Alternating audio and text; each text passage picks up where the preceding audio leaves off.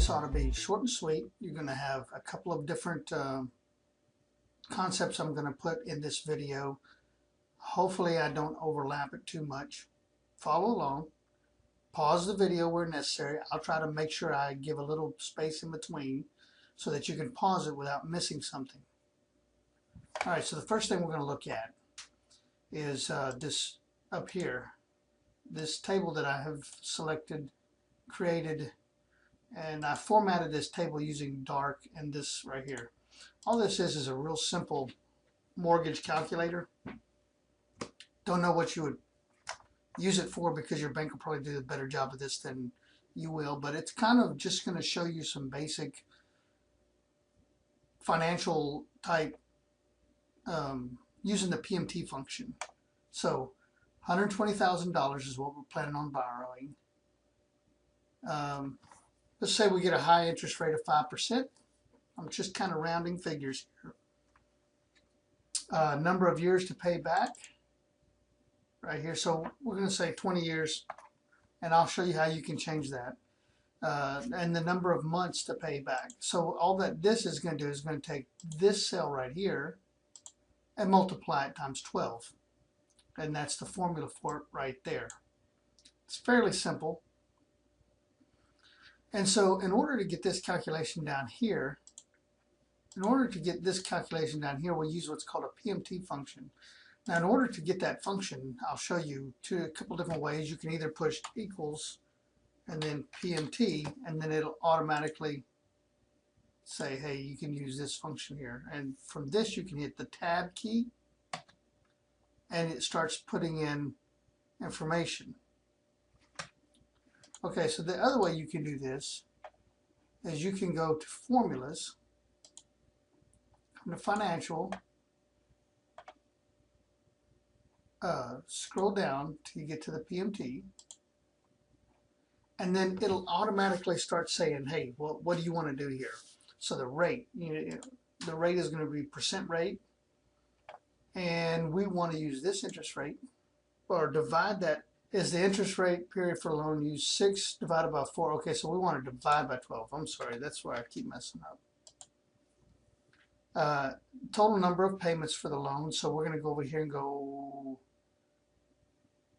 240 payments. Present value, how much we're going to borrow. Now, if you're going to put a down payment, you can go in a little bit further into this. All right, so there you go. And then at this point, see these ones that are not bold? You don't have to put these in. These are future value and logical value. We're not going to do that. Okay, so now you'll see it's red, which is a negative value. And all I did, the difference between this one and this one is B3, my total number, I used a negative value. See how it's a positive value here? It's a negative value here, so that I see a non-negative value down here. Now, you can do it either way. Doesn't matter. You know what you want to do. Okay, so that's a basic mortgage value. The next thing I want to show you is something that I just learned the other day. This is very simple. If in D1 I put my name, I won't do that there. Let's do it in C1. Press enter. No, we don't want to do it there either. I want to do it over here. There we go. Because it was next to that table that I formatted. Excel is so smart it thinks that I'm trying to add it to that table, which it wouldn't have hurt anything, but I wanted to show you this separately. So in E1 on Alfonso tab, my name Alfonso is there. But if I go to this E1, there's nothing there. And if I go to this E1, there's nothing there. What if I put IT?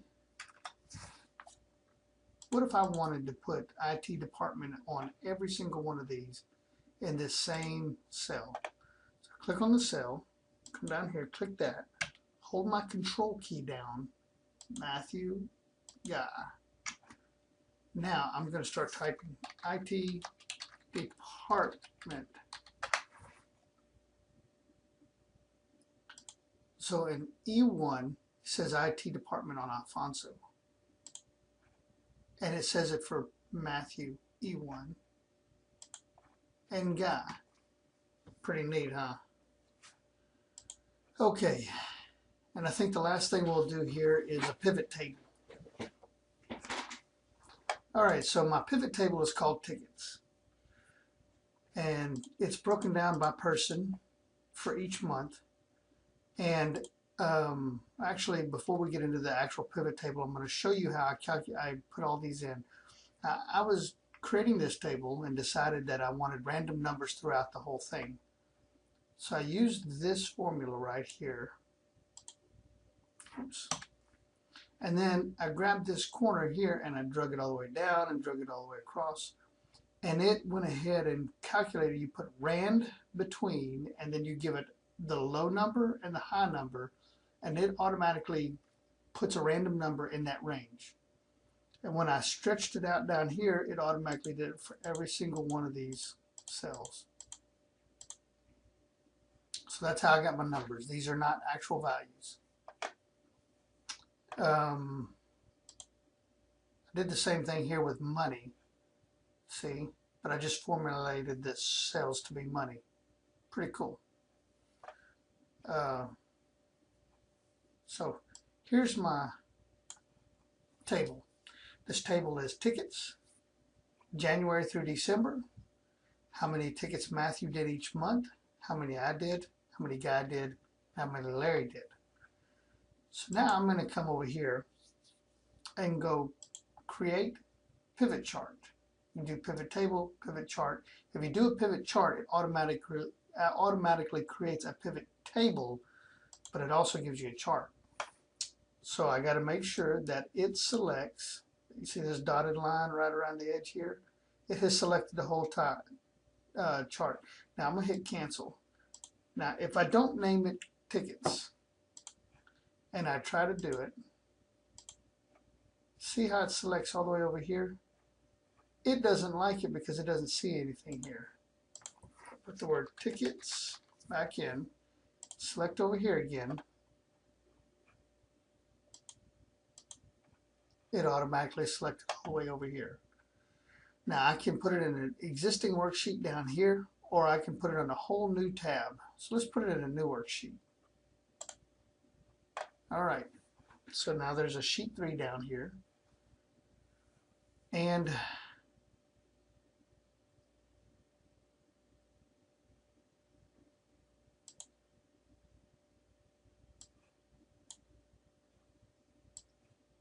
I'm dragging each one of these names into the values. So my access field is tickets.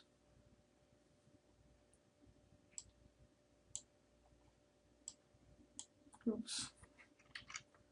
Now I can just drag this by grabbing the bottom corner, and you can resize this. See there? Now for January, using this legend, I can see who did the most or the least, or I can see the values. I won't get into it, but okay, so it gives me the chart right here that looks exactly like the chart I have here, except that it gives me an overall, it went ahead and gave me a grand total for me. So now I have, and let's scoot this over here, I have this really cool chart, goes along with this really cool table that explains everything I need to see. Now if I unclick tickets, I just see the overall sum for the whole year. I can take away one of the persons, or I can just have just all down to one. You know, you can manipulate it however. If you'd like a little more detail in this, I have another one that's a whole lot more detailed, but I like to keep it simple. One more thing is with this chart, I keep hitting the wrong one. You have to get up right here on the edge to move it. See these different chart styles? What if you like that? What if we go with purple? Pretty cool. Or multicolor. It's easier to see. See, that's pretty cool, isn't it?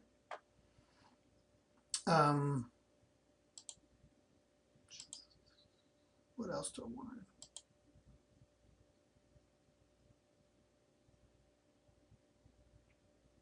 Oh yeah. Access fields. Select all. Let's just do January. For January, each of the persons. So you can change your chart like that. I forgot to tell you about that. But anyway, there you go. That's about it. I think that's good for today.